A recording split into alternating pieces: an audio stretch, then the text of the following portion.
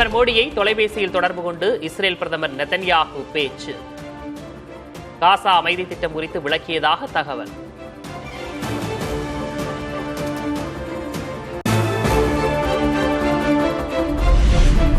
ஜனவரி 28 தமிழகம் வருகிறார் பிரதமர் நரேந்திர மோடி.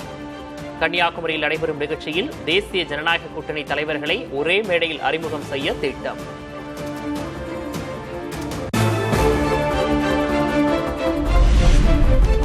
காங்கிரஸ் மூத்த தலைவர் ராகுல் காந்தி வரும் 28 தமிழ்நாடு வரவுள்ளதாக தகவல். பிரதமர் மோடியும் ராகுலும் ஒரே நேரத்தில் வரவுள்ளதால் சூடுபிடிக்கும் அரசியல் களம்.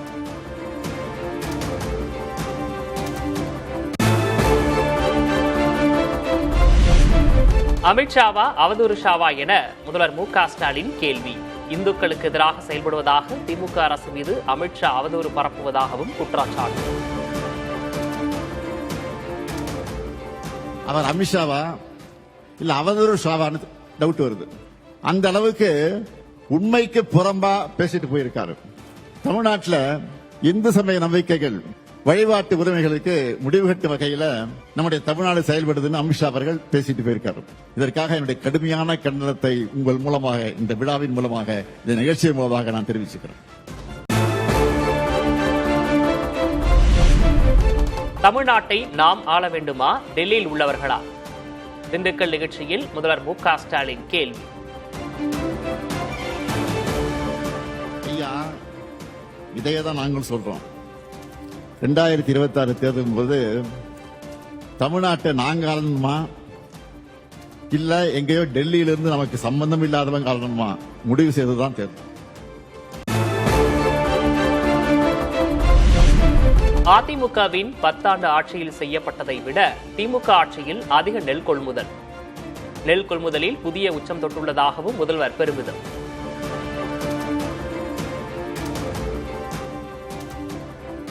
அதிமுக 10 ஆண்டுகளை விட நம்மோட 5 வருஷத்துல 19,94,558 மெட்ரிக் டன் அதிகமாக நாம கொள்முதல் செஞ்சிருக்கிறோம்.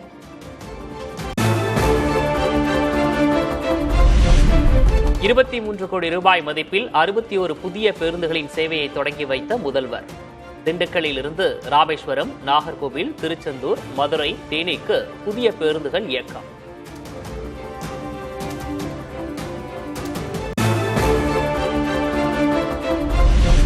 திண்டுக்கல் மாவட்டத்திற்கு மொத்தம் ₹1594 கோடி நலத்திட்டங்கள். 174 கோடியில் புதிய திட்டங்களுக்கும் முதல்வர் மு.க.ஸ்டாலின் அடிக்கல் நாட்டினார்.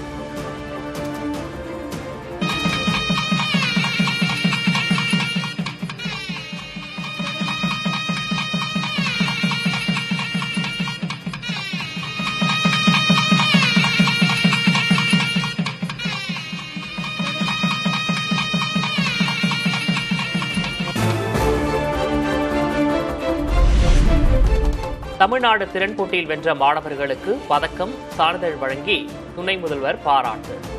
நான் முதல்வன், வெற்றி நிச்சயம் திட்டம் மூலம் வேலை கிடைத்தவர்கள் பணி நியமன ஆணைகளும் வழங்கினார்.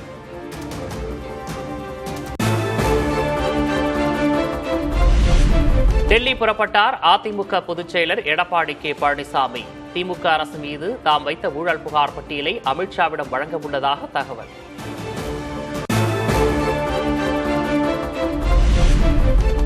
அதிமுக கூட்டணியில் இணைந்தது பாமக. வரும் சட்டமன்ற தேர்தலில் இரு கட்சிகளும் கூட்டணி அமைத்து போட்டியிடுவதாக அறிவிப்பு. வருகின்ற சட்டமன்ற பொதுத் தேர்தலில் ஏற்கனவே அனைத்து இந்திய அண்ணா திராவிட முன்னேற்ற கழகம், பாரதிய ஜனதா கட்சி கூட்டணி அமைக்கப்பட்டுவிட்டது. தற்போது எங்கள் கூட்டணியில் பாட்டாளி மக்கள் கட்சி இணைந்துள்ளது.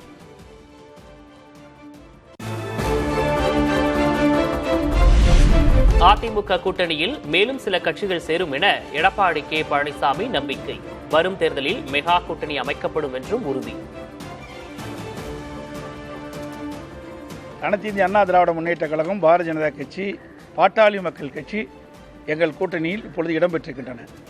மேலும் சில கட்சிகள் விரைவில் எங்கள் கூட்டணியில் சேர்க்கப்படும். எங்களுடைய கூட்டணி வெற்றி கூட்டணி.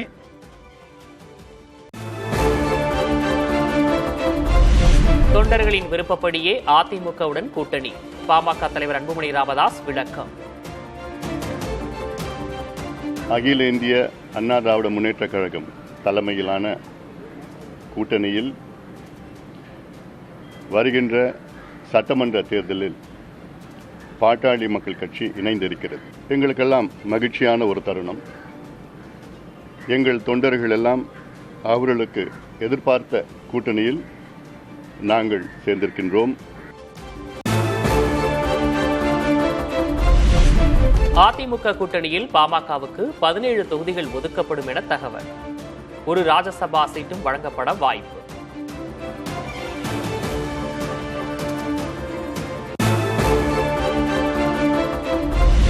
பாமக நிறுவனர் ராமதாஸை சந்திக்க அதிமுக முன்னாள் அமைச்சர் சி வி சண்முகம் திட்டம்.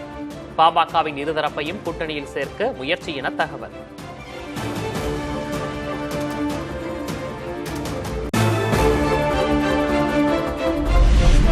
அன்புமணியுடன் கூட்டணி பேச்சு நடத்துவது சட்டவிரோதம் என பாமக நிறுவனர் ராமதாஸ் சாடல். கட்சி விதிப்படி தன்னுடன் மட்டுமே கூட்டணி பேச்சு நடத்த வேண்டும் என அறிக்கை.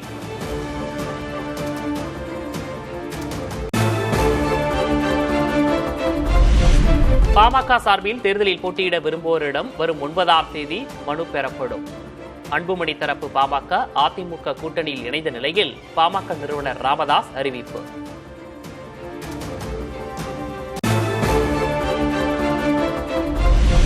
நீதிபதி GR சுவாமிநாதன் பற்றிய புத்தகத்தை பறிமுதல் செய்ய சென்னை உயர்நீதிமன்றம் உத்தரவு. பொறுப்பில் உள்ள நீதிபதியை விமர்சிக்கும் புத்தகத்தை எப்படி அனுமதிக்க முடியும் என தலைமை நீதிபதி கேள்வி.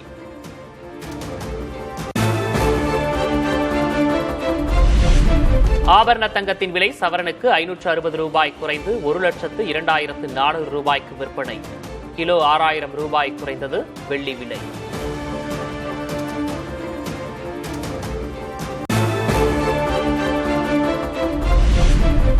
ரஷ்யாவில் கிறிஸ்துமஸ் கொண்டாடிய ஆர்த்தடாக்ஸ் பிரிவு கிறிஸ்தவர்கள். அதிபர் புட்டினும் சிறப்பு வழிபாடு.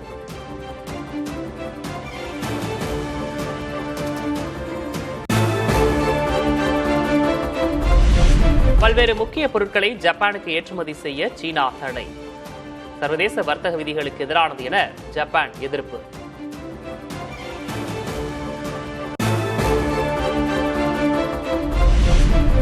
சீனாவில் விமர்சையாக நடைபெறும் பனி திருவிழா. தாஜ்மஹால் உள்ளிட்ட வடிவங்களில் பனிக்கட்டிகளை செதுக்கும் கலைஞர்கள்.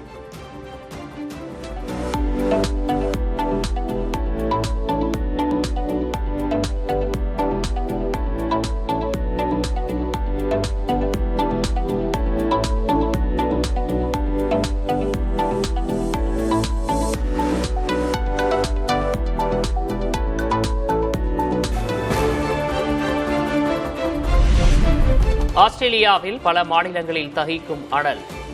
வெம்மையிலிருந்து தப்பிக்க கடலில் நீந்தி மகிழும் மக்கள்.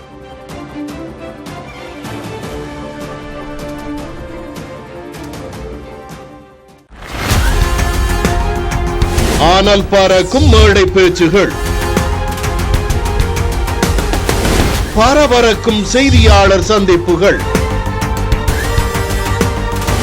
எடிட் செய்யாத முழுமையான பதிவுகள், எவ்வித இடையூறும் இல்லாத நேரலைகள். புதிய தலைமுறை டிஜிட்டலில் இருந்து புதிய படைப்பு PT Uncut.